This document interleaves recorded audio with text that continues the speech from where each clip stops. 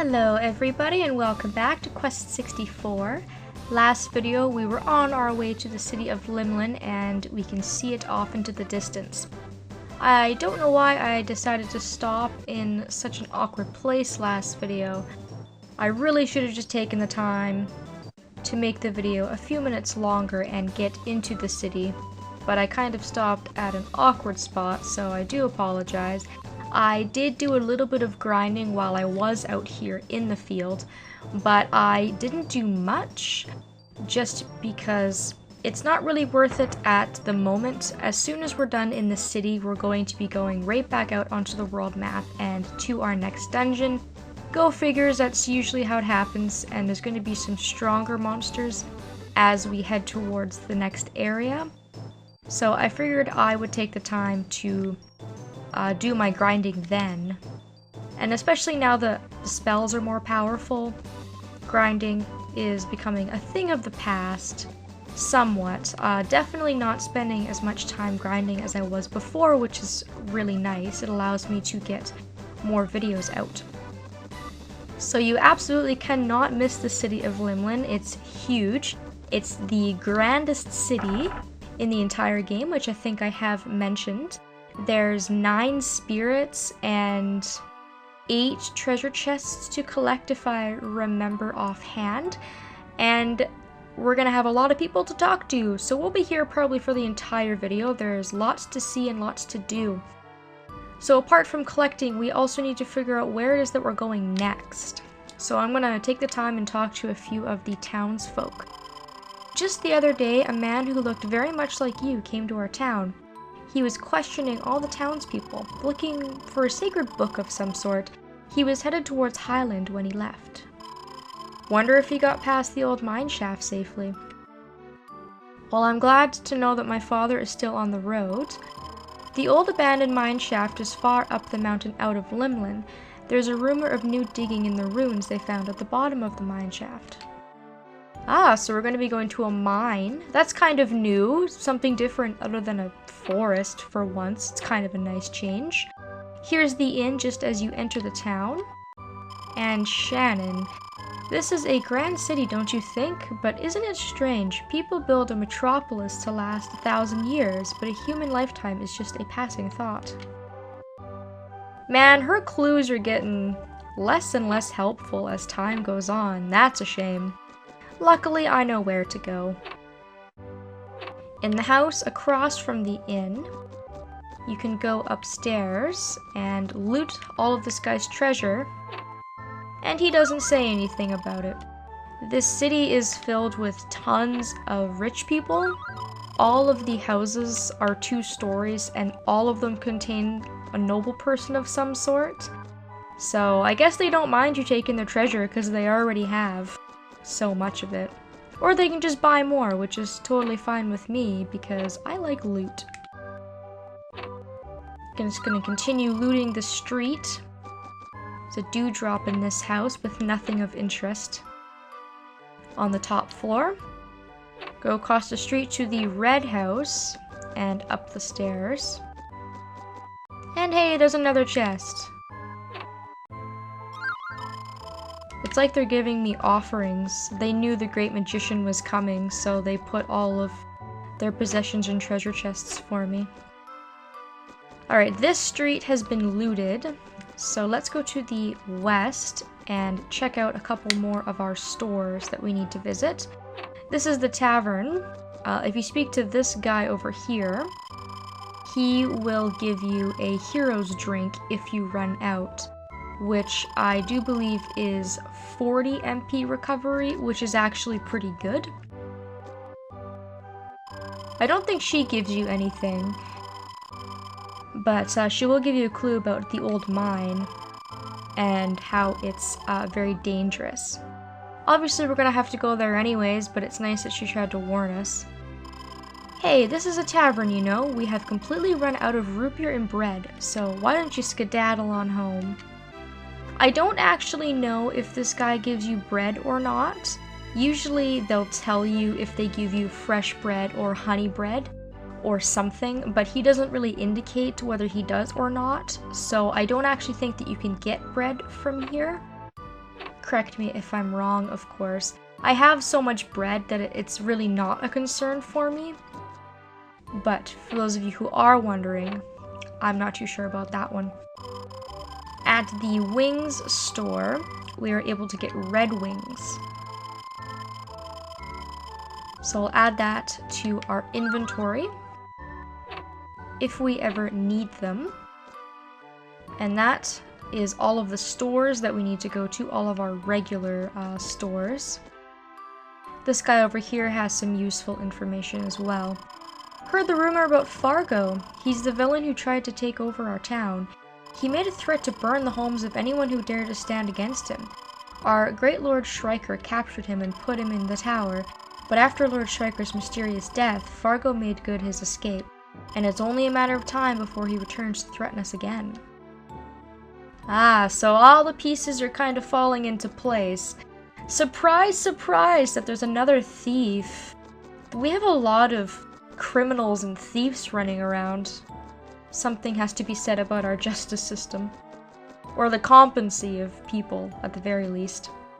If you come over to the port area, we're gonna get a spirit.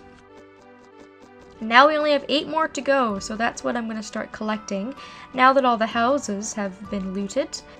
There's one on the western side of town over there by the port. If you come over to the eastern side of town, over by the big grass field here, there's a spirit just at the entrance. I'm gonna put my points into wind. Gonna get 35 wind, 30 water, and 30 rock, I'm hoping. Talk to these really derpy looking kids without necks. Know what? There was a murderer locked up in the tower jail outside the city. They say he uses fire magic on anyone who gets in his way. So he's also the fire adept, that's great. Hey, have you heard Fargo has escaped? They say he's a murderer. Aren't you scared? Well, I don't know if he had magic before or after he escaped. But I guess a murderer is still a murderer. Someone that I can handle, though. This is actually the jail where he was being kept. So behind it, you've got another spirit. And then if you go inside it, we can also take a look at what this place is all about. He just opened up the gate and waltzed right out the front door. No guards, no patrol, no nothing. This is also the most pitiful looking jail cell I have ever seen. It's no wonder he escaped. He had like a lowly pair of shackles that he could probably get out of with enough strength or cunning, depending on what kind of criminal he was. But I guess I should feel some sort of sympathy or empathy for these people. It's probably not very comforting to have a murderer running around. I also forgot to go down this path here. This is to the northwest of town, just by the castle gate. This is an abandoned house. It's not really explained whose house this was or why it's abandoned. It seems really out of place in comparison to the nice city, but there's a spirit here, so that's all we really came for. That is all of the actual city looted. So now we get to go to the castle. By now you've probably already gathered what it is that you need to do and who you need to find, but we do need to go and talk to the queen and get the quote-unquote official task of apprehending this criminal. There's a spirit behind this statue in plain sight. And that's it for the courtyard. I'm losing track of how many spirits we've gotten, but the last ones are just in the castle. For some reason, when I was doing this area in practice, the castle wasn't cooperating with me, just with the camera angle. So if, like, doors clip and the camera doesn't spin around correctly, I apologize for that. This castle, for some reason, seems super glitchy to me, but luckily we won't have to be in here for too long. There's 2 spirits behind that big statue, as you just saw me collect. And this castle's like made of gold. It is quite luxurious.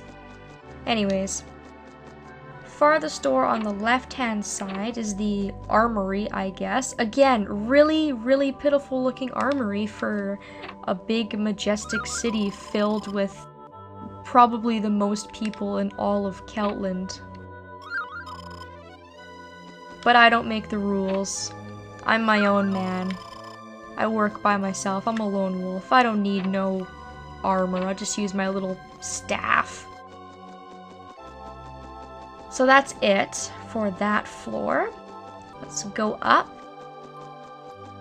Last door on the right is the one we need to go through for a spirit. And again, I'm just doing what I did in Dondoran Castle.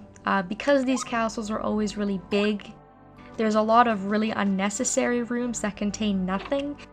So I'm just basically going through what is necessary to get all of the things.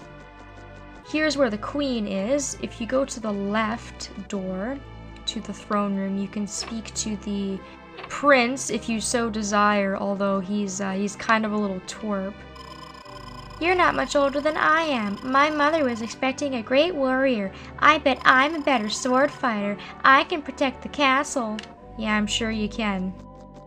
There's really no point in talking to him, but after completely ignoring Flora for the second time after we met her, I figured it was good to at least show where he was. But let's go talk to the queen, because she's the one that's actually expecting us. So this is Queen Deanna. Welcome to the land of Carmage, Master Apprentice. Princess Flora of Dondoran sent a letter singing the praises of your magical talents.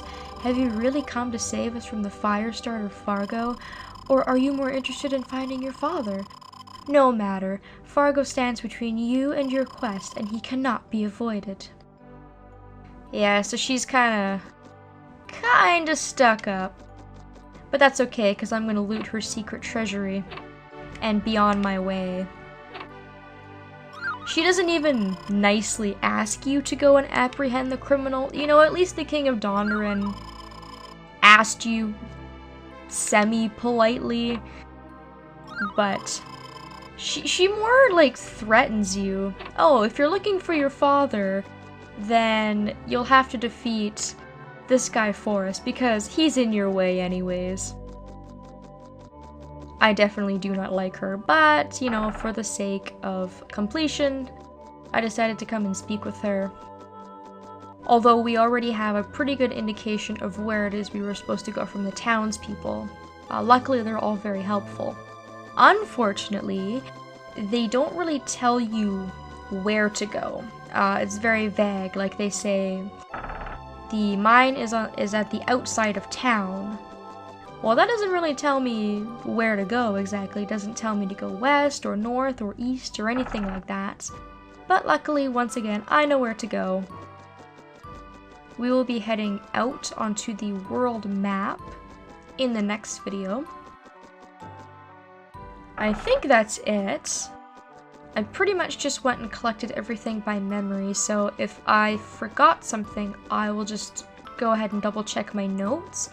And before we leave the city, if I missed anything, I will go back for it in the next video and collect it before we go and find our Firestarter Fargo.